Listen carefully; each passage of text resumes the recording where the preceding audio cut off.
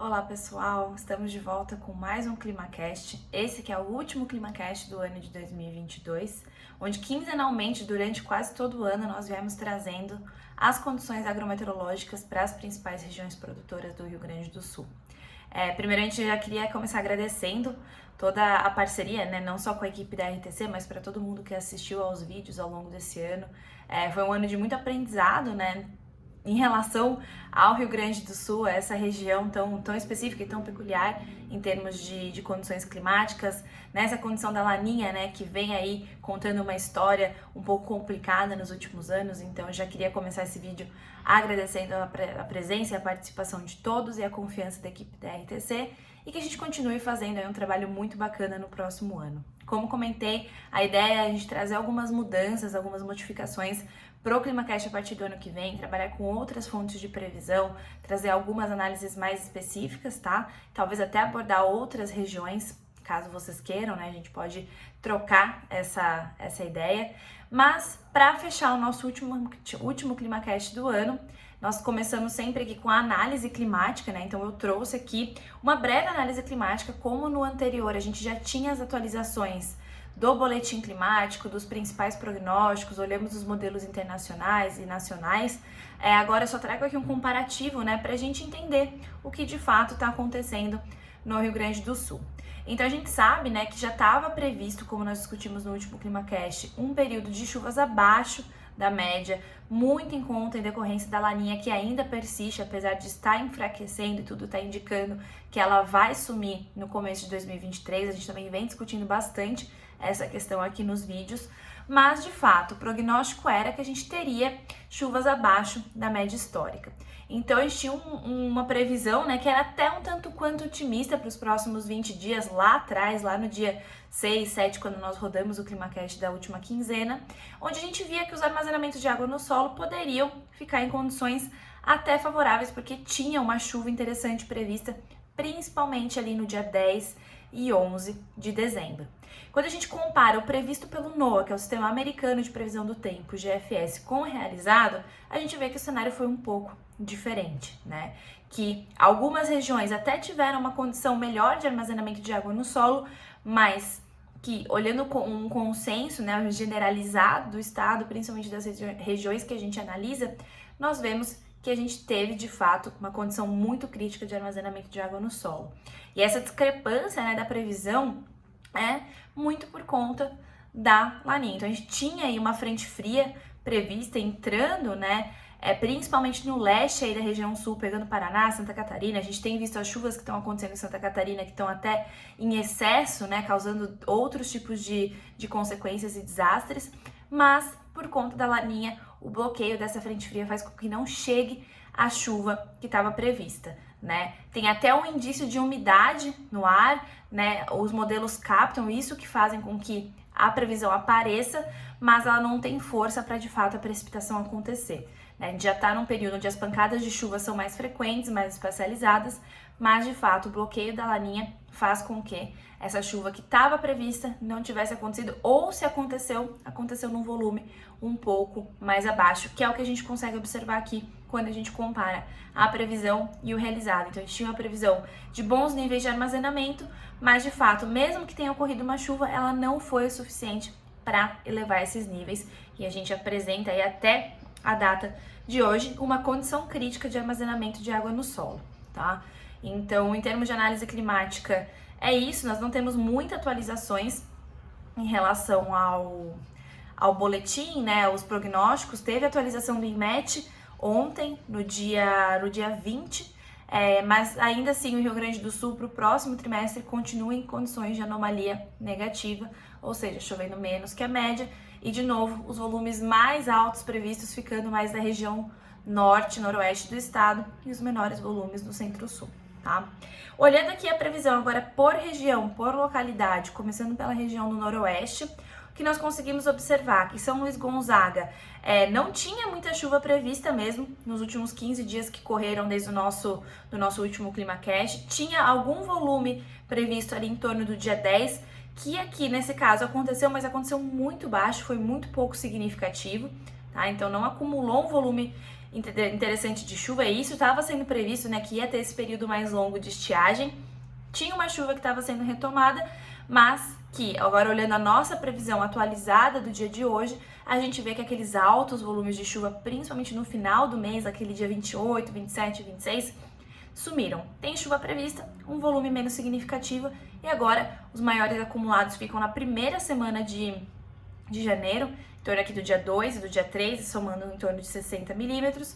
Um período mais longo com chuvas baixas, né, volumes baixos, e retomando uma chuva mais significativa aqui em torno do dia 10 de janeiro, tá? O total acumulado previsto é de 186 milímetros para São Luís Gonzaga, em um volume menor, né, do que a gente estava trabalhando na outra previsão, que trazia aí volumes na casa de 200, 300 milímetros para essa região do noroeste. Olhando Santa Rosa muda um pouquinho o cenário. A gente vê que a chuva prevista ali no dia 10 e 11 aconteceu, né? Foi um volume até que significativo, acima de 20 milímetros, principalmente no dia 11 de dezembro.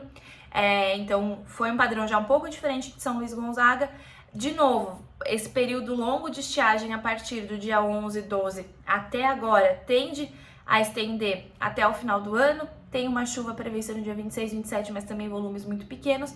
E assim como em São Luís Gonzaga, tem uma chuva prevista para dia 3, 4 de janeiro, que é bem mais significativa aí, acima de 60 milímetros, na verdade chegando em 60 milímetros no dia 4, tá? Associado provavelmente a uma frente fria com uma queda pequena de temperatura, né? Mas a gente vê uma mínima um pouquinho menor aqui nesse caso. E depois seguido de volumes menores novamente, retomando uma chuva mais significativa aqui no dia 10 e 11. Mas por conta desse volume um pouco maior, principalmente no começo de janeiro, o somado, né, o acumulado total para Santa Rosa vai para 211 milímetros. Olhando aqui Campo Novo também que teve a chuva do dia 10, 11, apareceu aqui, mas ela acabou ficando um pouco tardia, né? Então ela aconteceu de fato em torno do dia 13, um volume acima de 20 milímetros, mas de novo depois disso seguiu com esse período de estiagem, com poucos volumes sendo registrados na previsão para o dia 26, 27 e 28, mas um volume bem mais significativo agora no dia 4 de janeiro também, muito parecido com o que estava sendo previsto ali para Santa Rosa. Depois segue com a mesma tendência de volumes um pouco menores, mas acontecendo aqui entre o dia 4 até o dia 10, 11, e aí de novo um volume maior, retornando de chuva acima de 40 milímetros aqui no dia 12 de janeiro. Campo Novo soma 227 milímetros, é o maior volume acumulado aqui da região noroeste, tá? Entrando para a região do Planalto, então a região do Planalto que nós começamos aqui com Água Santa. Água Santa teve um padrão um pouco melhor, então se a gente olhar os últimos, né, então aqui em azul é sempre o que já aconteceu, o observado. Se a gente for olhar aqui os últimos dias, nós vemos que tiveram chuvas, né, não chuvas tão significativas, mas que essas chuvas acabaram ocorrendo um dia ou outro, né, mesmo a chuva do dia 10, 11, 12 não foi tão significativa, mas veio seguida de uma chuva aqui no dia 6, 7, em volumes um pouco maiores. Aqui no dia 18 também teve um outro volume de chuva. E aí a previsão segue com poucos volumes, né? Mas mais significativo que as outras regiões ali do noroeste, principalmente aqui no dia 27 e 28 de dezembro. Um volume aí não tão expressivo, mas um pouco melhor do que as outras previsões. Depois aqui no dia 4 temos um volume bem alto previsto, na casa dos 80 milímetros. Também seguido por uma queda leve na temperatura mínima. Depois, dias com chuva bem distribuídas aqui, de novo prevalecendo o dia 12 de janeiro, tá? A soma total para Água Santa é de 248 milímetros, e também é o maior volume aqui, por enquanto, de todas as localidades que nós já olhamos. Bom, agora olhando Sarandi. Sarandi, que assim como Água Santa, também registrou alguns volumes nos últimos 15 dias. No dia 10 no dia 10 mesmo, teve um volume abaixo de 20 milímetros, mas um pouco mais significativo do que as outras regiões, seguido agora por uma chuva no dia 18, 19, 17 de dezembro, e a previsão para os próximos 30 dias é que a gente tenha aí chuvas dentro, todos os dias um pouquinho de chuva. A gente sabe que essa previsão ela é difícil de acontecer, que tende assim, a previsão tende a suavizar um cenário e ele ser um pouco mais drástico. Então assim, eu não apostaria nesse cenário de chuvas pingadas ao longo de todos os dias da previsão dos 30 dias, que agora a gente tá com a previsão indo até janeiro, mas que pode ter sim alguns volumes aqui no dia 26, 27 de dezembro, depois um volume de novo mais significativo, como nas outras localidades, no dia 3 e 4, beirando aí aos 70, quase 80 milímetros, e depois uma nova chuva um pouco mais significativa sendo prevista aqui no dia 10 e 11 de janeiro. A soma total para Sarandi vai para 235 milímetros. E olhando agora Não Me Toque, né, continuando aqui na região do Planalto, que já tem uma redução nesse volume. Então, enquanto Sarandi tinha 235, Não Me Toque tem uma previsão de 213 milímetros para os próximos 30 dias. O padrão de chuvas dos últimos 15 dias foi um pouco abaixo, né? Então, registrou essa chuva levemente significativa aqui no dia 10 e 11, mas a do dia 18 aqui em Não Me Toque não ocorreu. E os volumes de chuva previstos, como comentei, são menores, concentrando aí grande parte do volume de novo no dia 3, 4 e depois lá no dia 10 e 11 de janeiro, com alguma chuva aí podendo acontecer nesse final de ano também, tá? E pra gente fechar a região do Planalto, temos aqui Ibirubá que soma aí o menor volume da região, então 196 milímetros. Também não teve essa chuva que foi observada aqui na região de Sarandi, acontecendo no dia 18, 19, mas a chuva aqui do dia 10 e 11 foi registrada, né? Então foi um volume abaixo do que estava sendo previsto na nossa última previsão, mas acabou acontecendo. Em termos de previsão daqui para frente, de novo, o volume do finalzinho do ano aparece, mas não tão forte, não um registro tão alto, de volumes altos. Tem um volume aqui no dia 2, 3 e 4 de janeiro, de novo, né, não tão expressivo, um único dia com volume muito alto, mas no dia anterior também aí beirando na casa dos 20 milímetros, depois aproximadamente 50, 60 milímetros, e a chuva se espalha um pouco melhor, se distribui um pouco melhor desde o dia 7 até mais ou menos aí o dia 12 de janeiro para Ibirubá. Entrando na região do Noroeste Centro, o Noroeste Centro que traz aí, começando por Panambi, somando 206 milímetros, tá? Então também teve alguns volumes aí significativos de chuva ocorrendo nos últimos 15, 20 dias. Registrou uma chuva, apesar de pouco relevante, aqui no dia 18, né? A ponto que a gente viu que não alterou as condições críticas de balanço hídrico, de armazenamento de água no solo, mas foi registrada. A previsão agora é realmente um volume mais significativo de novo no dia 2, 3 e 4 de janeiro, podendo ter aí uma chuva caindo no final do ano também, mas não tão expressiva, e depois a retomada das chuvas a partir aí do dia 7, mas se destacando também o dia 10, 11 e 12 de janeiro, com os maiores volumes seguidos aí depois desse comecinho de ano, somando 206 milímetros. Olhando Cruz Alta soma 192 milímetros, Cruz Alta que veio também de um período mais preocupante de estiagem, com algumas chuvas aí ao longo dos últimos dias. Nesse último dia 18, 19, registrou algum volume aí um pouco acima de 10, entre 10 e 20 milímetros, passa por um período mais longo de estiagem agora nessa próxima semana, podendo também registrar alguns volumes de chuva no final do ano. Tem volumes mais significativos aqui no dia 2 e 3 de janeiro, mas não tão altos quanto as outras regiões, principalmente não tão significativos quanto a região do Planalto, tá? E depois a retomada das chuvas no dia 7, um período aí com chuvas menos expressivas mais acontecendo, e aí dois dias seguidos, 11 e 12, com chuvas aí acima de 20 milímetros, na casa dos 30 milímetros, que somam aí 192 milímetros para Cruz Alta. Olhando Tupaciretã que segue um padrão um pouco mais crítico do que Cruz Alta, né? Então somando aí 165 milímetros, então a gente tá vendo, né, que quanto mais centro-sul a gente tá caminhando, mas a condição vai ficando mais crítica, menos chuva acumulada nos próximos 30 dias. Então a gente vê que não teve a chuva expressiva do dia 18, 19, mas ocorreu uma chuva um pouco melhor aqui no dia 13, 14, mas de forma isolada, seguido de praticamente um mês sem chuva aí nos últimos dias.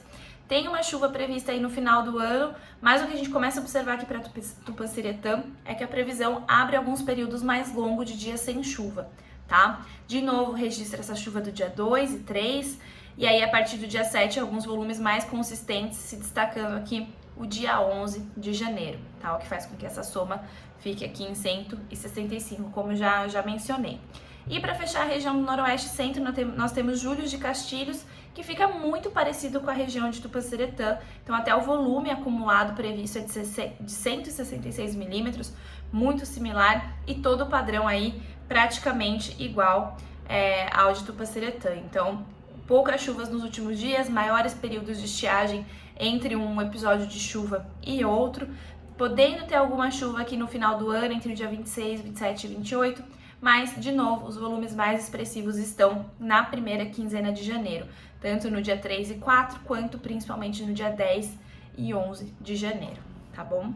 E chegando na região Centro-Sul, a região Centro-Sul que nós começamos com São Cepé, e o cenário já começa a ter um outro formato, uma outra cara, né? A gente vem aí de um período muito longo de estiagem, desde o dia 6 de dezembro, não se registra nenhuma chuva, né? Volumes muito pequenos, aquelas chuvas que estavam sendo previstas não aconteceram, então o volume previsto até é bem baixo, aqui somando 102 milímetros.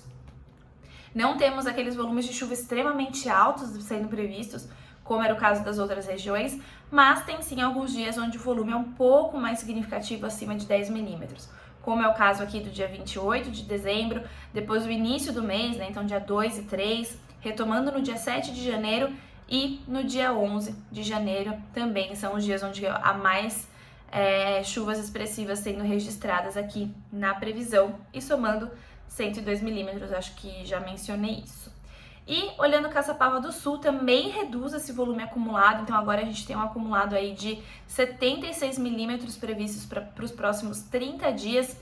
Começa a se destacar menos, né? Apesar de Caçapava do Sul ter vindo de uma condição de chuva muito parecida com São Cepé, o que a gente começa a observar é que tem menos episódios de chuva mais significativos, então se destaca principalmente aqui o dia 27 e 28 de dezembro, e depois tem algum volume previsto ali no comecinho e no início da primeira quinzena de janeiro, mas volumes muito baixos, poucos expressivos, que preocupam a região. Quando a gente olha Bagé, esse cenário fica mais crítico ainda, então Bagé que soma 53 milímetros nos próximos 30 dias, única data que destaca de fato um volume expressivo aqui na casa dos 15 milímetros é o dia 26 de dezembro, depois a gente tem alguns episódios de chuva pouco expressivos, um período aí de estiagem entre o dia 3 de janeiro até o dia 7, e aí poucos volumes sendo registrados até o final da nossa previsão. E Arroio Grande, que fica muito similar a Bagé, então somando 49 milímetros nos próximos 30 dias. De novo, né, pouquíssima chuva nos últimos 30 dias, nos últimos 15, 20 dias, principalmente. Pouquíssimos expressivos, um período de estiagem que deixa a condição de armazenamento de água no solo extremamente crítica, tá? E, de novo, a previsão segue sendo muito crítica, poucos volumes de chuva, o que se destaca aqui é o dia 26 e 27, entre 26 e 27 de dezembro, com volume um pouco mais significativo, entre 15 e 20 milímetros. Os outros dias que completam essa previsão de 49 milímetros são chuvas na casa de 5, 3 milímetros distribuídos aí ao longo dos próximos 30 dias. Como eu comentei, né, esse era o padrão esperado para esse final de ano. A gente sabe que a laninha ela se expressa muito fortemente agora nesse período, né, principalmente agora no verão. Então essa mudança de estação pode também estar intencionando essa questão da laninha. A interação da laninha com outros fenômenos climáticos também acabam ocasionando nesse bloqueio, né, da entrada das chuvas, da precipitação. Então é algo que o produtor precisa se preparar e olhar e torcer para que daqui para frente esse cenário comece a melhorar, que a gente de fato entre numa condição de neutralidade e que os prognósticos comecem a ficar um pouco mais otimistas. Bom, e é claro que essa condição, né, tanto do que aconteceu nos últimos dias quanto a previsão, acabam impactando o nosso prognóstico de previsão de safra.